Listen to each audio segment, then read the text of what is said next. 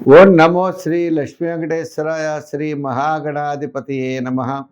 యోంత ప్రవిశ్య మమవాచమిమాం ప్రసుప్తాం సంజీవయత్యఖిల శక్తిధరస్వధామ్నా అన్యాంశ్చ అస్తచరణశ్రవణత్వగాదీన్ ప్రాణాన్ నమో భగవతే పురుషాయ తుభ్యం.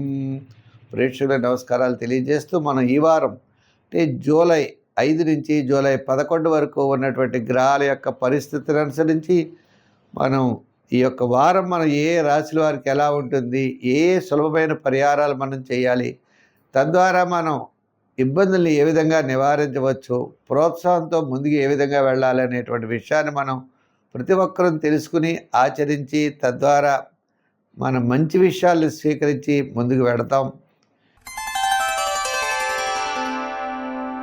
మిథున రాశి, ఈ మిథున రాశి వారికి మంచి ఆలోచనలు అనేటువంటివి ఏర్పడుతూ ఉంటాయి.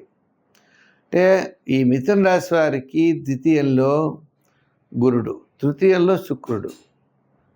అంటే ద్వితీయంలో గురుడు వల్ల కుటుంబ ఆర్థిక సంతానపరమైన వ్యవహారాలు మంచి డెవలప్మెంట్స్ ఉంటాయి. దూరం నుండి బంధువుల యొక్క సహాయ సహకారాలు లభిస్తాయి. మంచి ఆలోచనలతో ముందుకు పడతారు. ప్రతి పని యందు కూడా శ్రద్ధ వహిస్తారు. ఉద్యోగపరమైనటువంటి ఇబ్బందులు తగ్గుతాయి. రాజకీయపరమైనటువంటి ప్రోత్సాహం ఉంటుంది. వృత్తులపరమైన డెవలప్మెంట్స్ ఉంటాయి. వ్యాపారాత్మకంగా కూడా ఆర్థిక లావాదేవీలు చాలా చక్కగా ఉంటాయి. వార ప్రారంభంలో ప్రయాణాదులు ఉండొచ్చు. మిగిలిన సమయం అంతా కూడా చంద్రుడి యొక్క బలం వలన కార్యసిద్ధి, ఆర్థిక ప్రయోజనం, మానసికమైన ఆనందత, ప్రశాంత వాతావరణం ఉండే అవకాశాలు ఉన్నాయి. ఈ మిథున రాశి వారికి గత 4 వారాల కంటే ఈ వారం చాలా అనుకూలంగా ఉన్నది. ప్రతి పని కూడా మిమ్మల్ని ప్రోత్సాహపరంగా ఉంటుంది. ఇతరుల యొక్క సహాయ సహకారాలు తప్పకుండా మీకు లభిస్తాయి. ఆరోగ్యం మెరుగవుతుంది. ఆర్థిక బలం కూడా పెరుగుతుంది.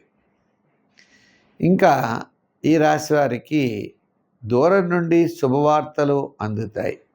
ఒక ముఖ్యమైన వ్యవహారం లాభించే అవకాశాలు ఉన్నాయి. మీ యొక్క ఆలోచన విధి విధానాలు మంచి ప్రోత్సాహంతో ముందుకు వెళ్ళేటువంటి పరిస్థితులు ఉన్నాయి.